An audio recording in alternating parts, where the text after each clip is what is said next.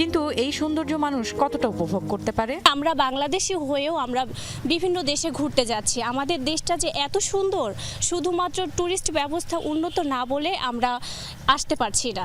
So Bangladesh সরকার যদি tourist ব্যবস্থা সব দিক থেকে আরও উন্নত করে, সেক্ষেত্রে দেখা যাবে আমরা দেশের বাইরে না গিয়ে দেশের মধ্যেই ঘুরবো। পরিবেশকে একটু সাজিয়ে গুছিয়ে একটু সৌন্দর্যভাবে একটা রিসোর্ট জাতীয় কিছু তৈরি করলে বাংলাদেশ আরও উন্নতি শিখরে পৌঁছতে পারে। ভ্রমণ পিপাসুদের অভিযোগ, ট্যুরিস্ট স্পটগুলোতে সব ধরনের পণ্যের মূল্য দ্বিগুণ। সিন্ডিকেটের দৌরাত্মে ট্যুরিস্টরা জিম্মি। বাইরে যে জিনিসটা আসলে সাপোজ 10 টাকা, সেটা আমাদের ট্যুর স্পটে গিয়ে আসলে 50, 60, 100 মানে ডাবল আসলে আমাদের প্রাইসটা বেশি হয়ে যাচ্ছে, কিনতে হচ্ছে। তো আই গেস এটা একটা নিয়ম করা উচিত। বিভিন্ন ট্যুরিস্ট স্পট স্পেশালি একটা সিন্ডিকেটের মতো মনে হয় কাজ করে। তারা মানে প্রত্যেকটা জিনিসের দেখি একটা দাম বেড়ে দিয়েছে। ইভেন যে জিনিসটা আমি দেখা যাচ্ছে যে হয়তো আমি টাউনে যেটা আমি 10 টাকায় পাচ্ছি, সেটা এখানে হচ্ছে 20 টাকা, মানে অলমোস্ট ডাবল। তো সেক্ষেত্রে আমার মনে হচ্ছে এটা কর্তৃপক্ষের দেওয়ার দরকার।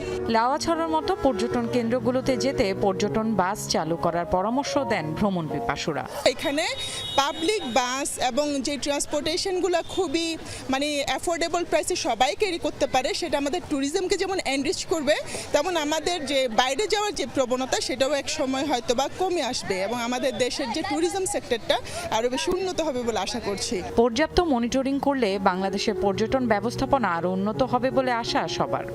কনজিউমার প্রোডাক্ট আর কি এগুলো, তো এগুলোর দাম দেখি ডাবলের চেয়ে বেশি। তো এটা আমার কাছে মনে হচ্ছে কোনো মনিটরিং নেই।